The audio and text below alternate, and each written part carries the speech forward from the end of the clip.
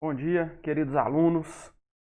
Hoje a gente vai iniciar a parte boa do nosso curso, que são as leis de Newton. A gente vai discutir hoje a primeira lei de Newton. A mecânica, ela é a área da física que estuda, em geral, o movimento dos corpos, e a gente costuma dividir a mecânica em duas partes. A primeira delas é a cinemática, que é a pura descrição matemática do movimento. Então essa parte a gente já estudou, né? Já estudamos o movimento uniforme, o movimento uniformemente variado. E agora a gente entra na segunda parte da mecânica, que a gente chama de dinâmica, onde nós vamos entender as causas do movimento. Em específico, a gente vai estudar quais são as leis que governam o movimento dos corpos, que são as leis de Newton, né? Foi o Isaac Newton que elaborou essas leis. Então é uma parte muito interessante. Na aula passada vocês viram um pouquinho da história do Isaac Newton, né? Então já deu para sentir um pouquinho do drama, do quão importante foi, né? A obra do Newton é considerada por muitos historiadores da ciência como a obra científica mais importante, mais revolucionária de todos os tempos no campo da ciência. E através dessas leis, né, de Newton em diante, né, a ciência que a gente tem na cabeça hoje é muito fundamentada em leis matemáticas da natureza, e a partir dessas leis a gente entende a natureza em si, e a gente também consegue fazer previsões do que vai acontecer e também fazer projetos, né, como engenharia, tecnologia, enfim, podemos citar aqui um foguete levando um homem até a Lua, né, como uma grande aplicação das leis de Newton. Então é a parte mais importante que a gente começa hoje. Antes de entrar na primeira lei de Newton, é preciso compreender qual era a visão de mundo antes da obra do Newton, né? Então, antes de Newton, o mundo seguia a concepção de movimento do Aristóteles, né? E aí o Aristóteles é século IV a.C. e esse pensamento perdurou até o século XVII, que é quando Newton, né, publica sua grande obra. De modo ultra resumido, né, no pensamento do Aristóteles, o universo era dividido em dois mundos, né? A gente tinha um mundo sublunar, abaixo da Lua, que era um mundo onde ocorriam mudanças, o mundo era imperfeito, né? Então são os movimentos aqui que acontecem aqui na Terra, por exemplo. E você tinha o mundo supralunar, né? Acima da Lua seria o mundo celestial, onde tudo era perfeito e imutável, né? As órbitas celestes, obedecendo uma geometria celestial, e a coisa era imutável, perfeita, enfim. Aristóteles separava a física dele em dois mundos, né? No mundo sublunar, que é onde vão acontecer aqui os movimentos dos corpos, o Aristóteles separava o movimento em dois tipos. Tinha o movimento natural e o movimento violento. O movimento natural seria o movimento de queda dos corpos, né? O movimento de um gás que sobe, enfim. Para explicar esse movimento natural, o Aristóteles ele colocava que existiam 4 elementos essenciais, que é a terra, a água, ar e o fogo, e que cada elemento natural desse buscava o seu lugar natural. Então os objetos que eram mais compostos aí pelo elemento terra, eles buscariam o lugar natural deles, que era descer, né, em direção ao centro da Terra. Os objetos, as substâncias gasosas, iam buscar subir. Então, segundo a visão do Aristóteles, você tinha 4 elementos naturais e cada um tinha o seu lugar natural, e dependendo da constituição do corpo em si, ele vai buscar o seu lugar natural. E você tinha um movimento violento, né, que era, segundo Aristóteles, era um movimento que necessitava sempre de uma força. Então você empurrou um armário e deslocou o armário. aquele movimento só aconteceu porque existiu uma força externa imprimindo esse movimento no armário, né?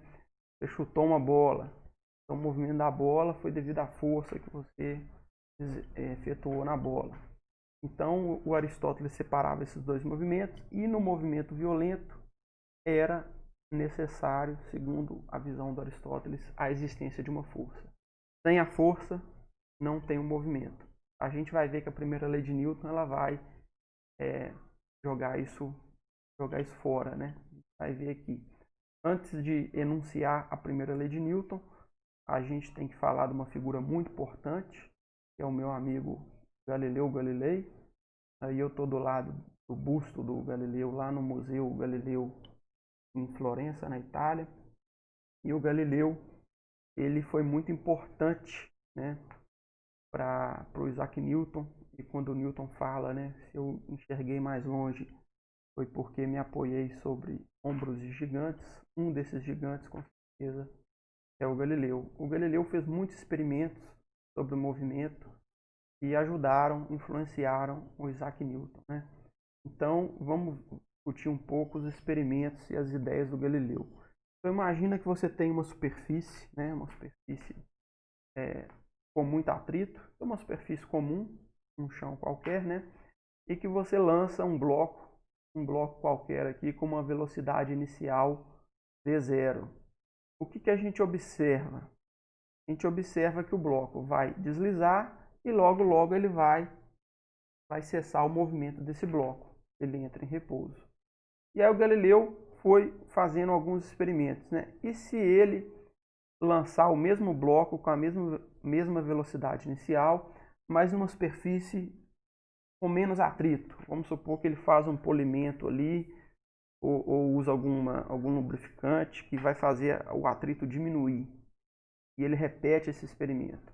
O que ele observa é que o bloco ele vai chegar mais longe, né? Ele vai, se antes ele parou por aqui, reduzindo o atrito, ele vai parar efetuando um deslocamento maior. E aí você pode, né, ir imaginando, né, fazendo um exercício mental aí de imaginar que sempre que você conseguir reduzir cada vez mais o atrito, o bloco vai parar cada vez mais e mais longe. Com isso, o Galileu ele idealizou, né, que se fosse possível uma situação ideal, sem atrito nenhum, o bloco não deveria parar. Então você deveria ter uma situação idealizada, onde fosse possível eliminar por completo o atrito. Isso não é possível de fazer, o Galileu não fez isso, né? Mas ele fez o exercício de extrapolação, né? E aí, extrapolando essa ideia, ele concluiu que o objeto deveria seguir sempre com a mesma velocidade, né? Seria um movimento uniforme. Então essas ideias, outra ideia interessante que ele teve foi o seguinte: o Galileu sabia que um objeto quando está subindo, né? Quando você lança um objeto subindo, a velocidade do objeto diminui. E quando um objeto está descendo, a gente observa o contrário, a velocidade aumenta. Então Galileu, por um argumento de simetria, ele percebeu que o movimento horizontal ele deveria ser indiferente, deveria ter uma neutralidade quanto a aumentar ou diminuir a velocidade. Então ele argumentou que numa situação do movimento horizontal, você poderia ter uma tendência, né, ou seria natural que o objeto continuasse o seu movimento com a velocidade constante. Então essas são as ideias centrais do Galileu que deram origem à ideia que a gente tem de inércia, né? Então o que seria uma inércia? Inércia é a tendência que o corpo tem de manter o seu estado de repouso ou movimento. Bom, eu não falei do repouso aqui, mas o repouso a gente já sabe, né? O objeto que está parado, ele tende a continuar parado ali. O que os experimentos do Galileu mostraram é que o movimento uniforme, se não tiver atrito, não tiver nada, ele é tão natural quanto o repouso. Então essa que é a grande sacada do Galileu, né? E o movimento ali, ele passa a ser tão natural quanto o próprio repouso. Claro que numa situação de você eliminar as forças ali. Então, basicamente, o conceito de inércia é um corpo que se encontra em repouso, por inércia, ele tende a continuar em repouso. E um corpo que se encontra em movimento, se o corpo estiver em movimento, por inércia, a tendência dele é seguir em movimento uniforme. Então isso vai contra o Aristóteles, a visão do Aristóteles. Porque na visão aristotélica, você só mantém o movimento se você mantiver uma força aplicada ali o tempo todo. Já aqui não. A ideia que os experimentos sugerem, que o Galileu pensou, é que numa situação ideal em que fosse possível não ter força nenhuma, o movimento seria natural. Seria natural seguir em movimento uniforme. Para tirar essa tendência do corpo permanecer parado ou seguir em movimento uniforme, seria necessário uma força. Essas são as ideias. Na verdade, quando Galileu formula essas ideias, ele estava preocupado em entender como que a Terra gira e os corpos giram juntos com a Terra, né? Então Galileu tinha essa ideia de que seria natural a gente seguir, né? Por estar em movimento junto com a Terra, seria natural a gente continuar esse movimento. Hoje a gente sabe que esse conceito de inércia do Galileu não é 100% correto, porque o correto é seguir em movimento retilíneo uniforme, como a gente vai ver agora na primeira lei de Newton. O Galileu tinha a ideia de seguir um movimento curvo, né, de rotação da Terra. Mas as ideias do Galileu foram muito importantes e antes da primeira lei de Newton, vamos ver aqui dois exemplos de inércia. Então aqui imagina que você tem um carro fazendo uma curva e nesse trecho da curva aqui soltou, né? Soltou aqui. Então essa parte que soltou, ela já estava em movimento e não tem mais a força do guincho puxando ele, né? Guiando ele. Então se ele já estava em movimento, no momento que solta, daí em diante, a tendência desse cara é seguir em movimento retilíneo uniforme. E é isso que vai acontecer. E aqui o outro exemplo, você imagina que você tem aqui um cara, um cavalo, o cavalo está parado e de repente o cavalo dá um arranque, né? Muito rápido. E aí o homem aqui está em repouso e ele tende a permanecer em repouso, né? Então se ele vacilar ali, ele fica para trás e cai e o cavalo vai embora. São exemplos simples do conceito de inércia. Vamos agora enunciar, né, a primeira lei de Newton, né?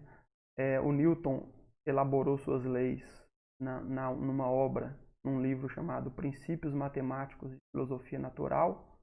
Foi publicado em 1687.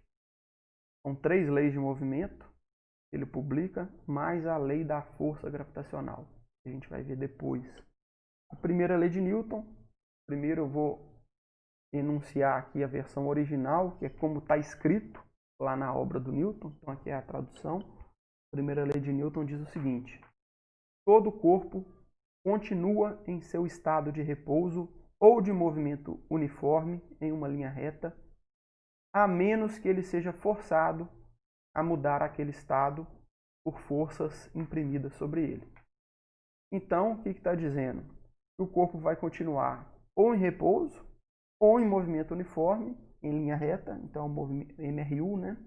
A menos que ele seja forçado a mudar pela ação de uma força. Então ele está colocando aqui que o movimento retilíneo uniforme é tão natural quanto o repouso. Então são movimentos naturais que vão permanecer se não existir força nenhuma. E numa versão mais didática, que a gente encontra nos livros didáticos, você vai encontrar algo mais parecido com isso daqui, ó. Na ausência de forças, um corpo em repouso permanece em repouso e um corpo em movimento move-se em linha reta com velocidade constante. Então, se um corpo estiver parado e não tiver força nenhuma sobre ele, na verdade, se a resultante de força sobre ele for zero, né, também vai acontecer, o corpo vai continuar parado. Agora, se um corpo estiver em movimento e a partir de um dado momento não existir mais forças atuando, ou caso a força resultante seja nula, né, porque uma força resultante nula é equivalente a não ter força nenhuma. Então, dali em diante, o corpo que está em movimento ele vai seguir em movimento retilíneo uniforme. Essa é a primeira lei de Newton. Para a gente terminar a aula, vamos ver um exercício da UFMG, na época do vestibular da UFMG. Então, o Daniel está andando de skate em uma pista horizontal. No instante T1, ele lança uma bola que sobe verticalmente. A bola sobe alguns metros e cai enquanto o Daniel continua a se mover em trajetória retilínea, com velocidade constante. No instante T2, a bola retorna à mesma altura de que foi lançada. Despreze os efeitos da resistência do ar. Assim sendo, no instante T2, o ponto em que a bola estará mais provavelmente é opções K, L, M ou qualquer um. Então tá aqui os pontos, ó. K atrás do Daniel, L exatamente na mão do Daniel e M à frente. Então o que ele quer saber é o seguinte: você está andando de skate, de repente você joga uma bolinha para cima, na vertical, né? E aí você quer saber o seguinte: depois, quando a bolinha retornar ao mesmo nível, ela vai ficar para trás de você, ela vai cair exatamente na sua mão ou ela vai cair à frente? A resposta intuitiva, se você for pela intuição, provavelmente você vai errar. Você vai dizer que a bolinha vai ficar para trás. Se você usar a primeira lei de Newton, você vai pensar o seguinte: bom, antes de eu arremessar a bolinha para cima, eu estava andando de skate, essa bolinha estava na minha mão, tanto o skate quanto eu, quanto a bolinha, a gente está em MRU, estamos em movimento uniforme. Então, quando eu jogo a bolinha para cima, na vertical, aquele movimento inicial na horizontal, de MRU, ele continua na bolinha. Então, por inércia, se a bolinha tinha aquele movimento na horizontal, ela vai continuar com esse movimento uniforme na horizontal. Então, a bolinha vai fazer o seu movimento vertical, mas ele vai manter aquela velocidade na direção horizontal. Então, a bolinha vai cair exatamente na mão do Daniel. Então, pela lei da inércia, pela primeira lei de Newton, a resposta correta seria L, cai na mão do Daniel. Reparem que não é uma resposta intuitiva, porque a nossa intuição, geralmente, ela bate mais com a visão aristotélica, né? A nossa intuição não bate com as leis de Newton. Então, daqui em diante, a gente vai ter que sempre aprender a fazer isso. Qualquer problema de física que vier pela frente, a gente vai segurar a onda na nossa intuição e vamos transferir a pergunta para as leis da natureza, para as leis de Newton. E o que as leis da natureza, o que as leis de Newton disserem que vai acontecer, é o que vai acontecer. Porque a natureza não obedece o nosso desejo íntimo. A natureza obedece às leis da natureza, às leis de Newton. Então, um forte abraço, uma tarefinha tranquila para vocês fazerem e até a próxima.